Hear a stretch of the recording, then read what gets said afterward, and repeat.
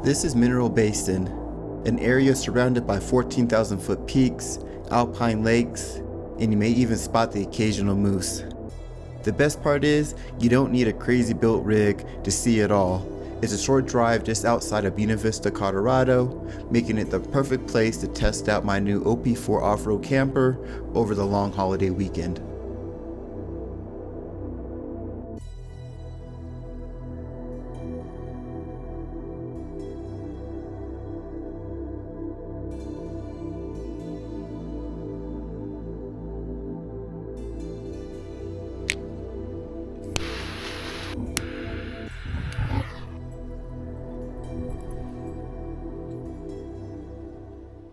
This is my favorite part of the morning. The sun is up, you feel it on your skin starting to warm you up because it's so cold. You get that fire going and it is incredible, it feels great. After warming up, it was time to hit the trail. Mineral Basin isn't difficult. A stock vehicle with some ground clearance can easily do it. There are formal campgrounds at the beginning of the road and several dispersed campsites along the road. I was out there over the Labor Day weekend and most of the campsites were taken, but the higher you go, the fewer people there are, and I was able to find a nice spot at the edge of the tree line.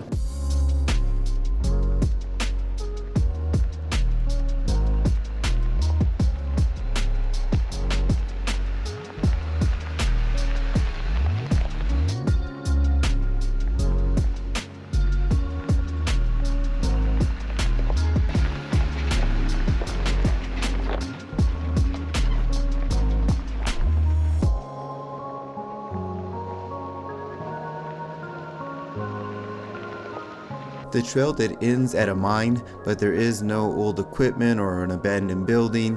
There is, however, a short hiking trail with amazing views of the basin and the surrounding peaks.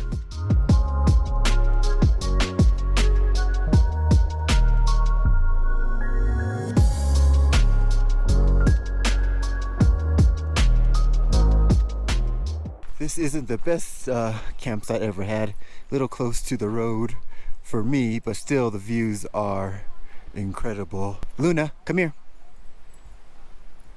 Come on. Yeah, good job.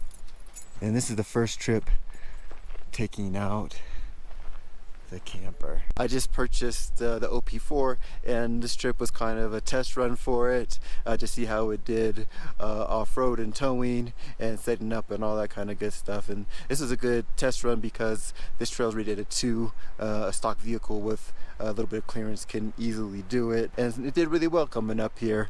Backing it up into that spot was tough. I don't have any experience towing. Getting it set up level and all that kind of stuff takes a little bit of time and a little bit getting used to, but once you do get it all set up, it is really nice to have a camper because it has water, it has power. It's just a lot more comfortable. It's really tall on the inside. I'm going to do a walkthrough, and I've been happy with it. The Gladiator did a pretty good job towing it up here. I think the Gladiator is underpowered just in general when it's not towing anything, but you definitely notice that it's underpowered when you're trying to pull a camper, up any kind of elevation. The engine is roaring, but it does do it. Off-road, it did really well pulling the trailer up the steep inclines.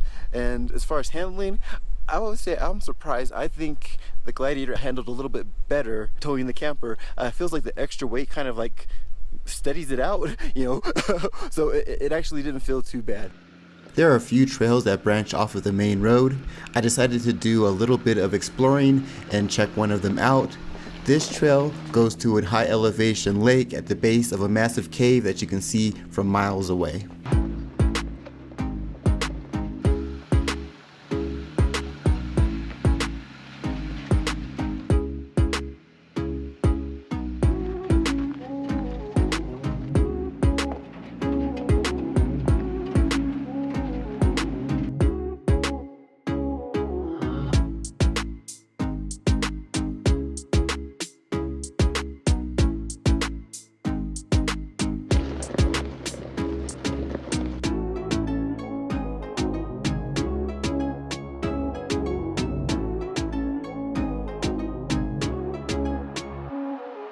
This lake is beautiful, just not even half a mile hike from the trailhead to get up here.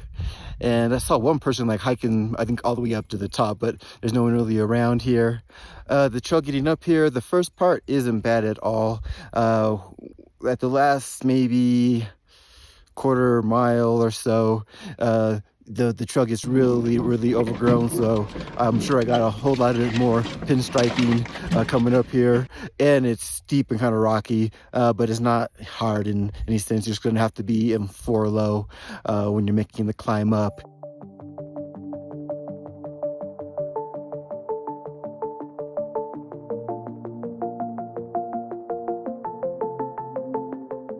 When I was editing the video, I noticed something moving in the lower left-hand corner. I'll put the clip on repeat.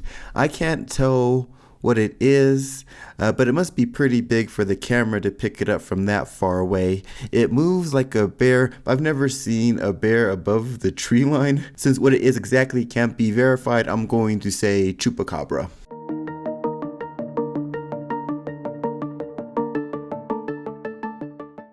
This was the highlight of the entire trip for me. On the way back to the campsite, I saw these 2 bull moose off the side of the road. I could have spent hours watching them.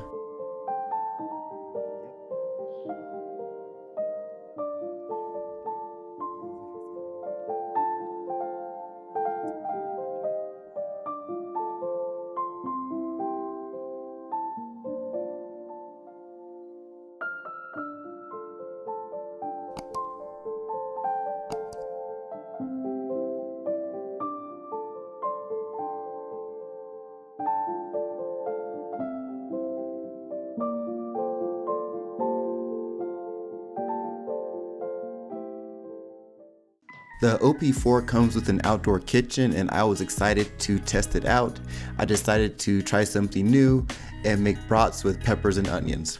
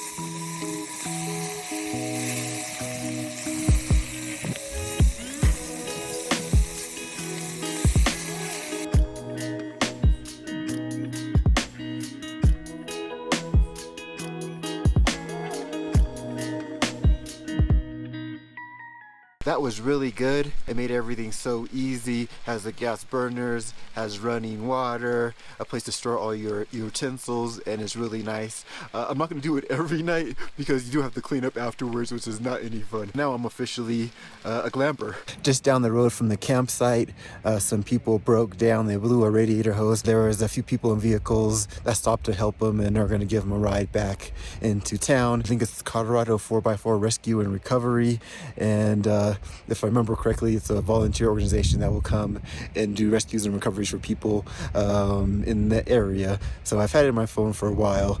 So I shared it with them. I don't know exactly how that works or if the organization is still around, but maybe it might help them out as opposed to paying however much it'll cost to recover somebody to get recovered from up here. But to be honest, this is probably not the worst place to need to be recovered from because the road's not too bad. You can think of a lot worse places that you need to be recovered from that could probably cost you an arm and a leg. But for here, probably not too bad to get you on this road. Hopefully everything works out for them. Okay, just purchased the OP4 off-road camper, and this is the first trip out. Been testing it out, and so far been really happy with it. So I just want to do a quick walk around to show it to everyone. It has an articulating hitch, goes up and down, and also side to side. As far as tires go, It has some nice, mud terrain off-road tires, which give you quite a bit of clearance. What I really love about the camper is the outdoor kitchen. So it holds 40 gallons of water, two 20-gallon tanks. So you can get hot and cold water to run the sink, for dishes, washing your hands, cooking, and that has been really nice. Then it goes all the way to the gas burner. There is the tank on the front, and it cooks really well. And we have like a little prep area and drawers for utensils.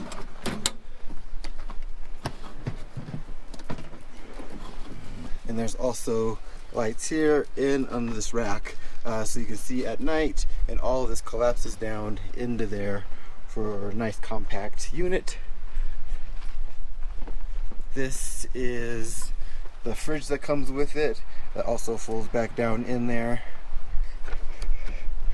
And you can hold a pretty good amount of stuff. Over here is the main control panel.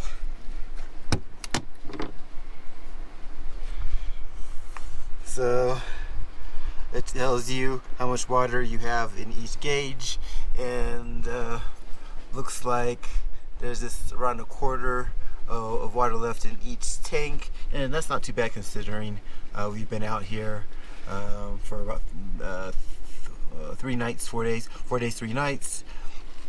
So this tells you how much power you have left. There is two 12-volt lithium batteries in here. It looks like there's 22 amp hours left. It tells you the voltage that's left in the battery. So we're getting close to the end there as far as power. How much power is being used right now. So right now the only thing running is the fridge and just the inverter itself. So it always is using about 0.5 amps just to have it on. On the inside it is pretty spacious. So how it works is it uses air to inflate the inside, and it is really tall, probably maybe 10 feet. So there's plenty of headroom, you don't feel cramped, and there's a bed on each side. When it's in its smallest form is about a full, but these cushions can be folded down and adjusted to make it into a king or become another full, and you can sleep 6 people if you'd like. I'm probably going to see about replacing the cushions. I think I want something a little bit more thicker and more comfortable. In here is a little toilet. I've not used it. Probably just gonna take this and use it for additional storage. I don't think anybody wants intent pooping. Or maybe move it outside, but you still have to clean it up, and no one wants to clean it up. There's several outlets in the unit. Varying types. In here we have the batteries. In here is the heating unit, some of the plumbing for the water and the gas. There isn't a lot of storage. I wish there was more storage, because this says this is not a storage compartment. So and you can't really put anything where the battery is. So when it comes to storage, you have a little bit in here, not very much. And there's some storage underneath here. Once again, I just wish there was more. There's not very much at all. Right here in the center, it also comes with a table that you can set up, so you can sit around the table, play cards, eat, whatever you want to do. Over here we have the carbon monoxide detector and propane. This is the heating unit control, and we got some main fuses and breakers here, and there's some lights around the floor. And wait, that reminds me, there's also LED light strips running down the center on each side, and you can control them. This panel controls the one on this side of the camper, and there's a similar switch on this side that controls that part. And it actually does a really good job of lighting up the place at night. You'll have plenty of light and uses very minimal power, so that works really well. So there is a pump, and the pump goes there into these tubes that go all throughout the camper to fill it up, and it takes about 5 minutes for it to completely inflate. Right now there's nothing up right here, but it came with a cargo rack that has a water heater attached to it along with a privacy curtain, and you can store things on top. But it's not on there now because I wrecked it. So this is actually the second attempt at the trial run.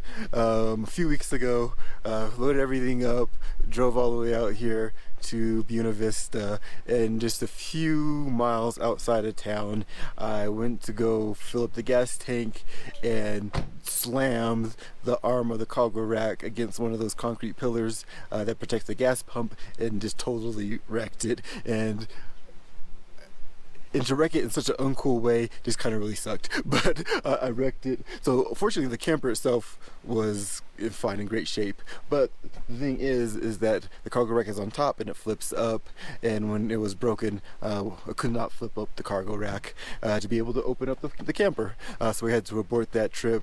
And when I got back to the house, I remove the rack, and I'll have to see about getting some replacement parts. And I think they build these things in Australia, so I don't know how long it's going to take them to potentially get the parts that I will need, but I will get that replaced, get the cargo rack back on, and it'd be nice to be able to take a shower. And you technically could, because there's still the access port, there's a shower in there. Well, without the water heater, it's super cold. Over here we have a storage bin. Got dishes and stuff in there, and some the equipment that comes with it. This is the charging, so when it's in the garage at the house, I have it hooked up and it's charging, it's maintaining the battery. And the two batteries actually end up being okay, and since I was still learning about the unit, I didn't do the best job managing the batteries, but ultimately we have enough power. The best thing to do is, if there's times when you don't need to be running anything, is just to turn the unit off, so that way it saves power, because even if everything is turned off, it's still using, you know, a little bit of power. So we definitely want to get some solar panels, and there is a connection right here for the solar panel, and probably get a 200 watt solar panel, be able to put that out, so that way we don't have to be worried about running out of power when you're out here, because you need the power, you know, to run the water pump, keep the heater going if you're somewhere at night. And we definitely needed the heater when we were up here, because it was definitely chilly. It has a couple of jerry can cases, so you can hold some extra fuel, and there is the propane tank.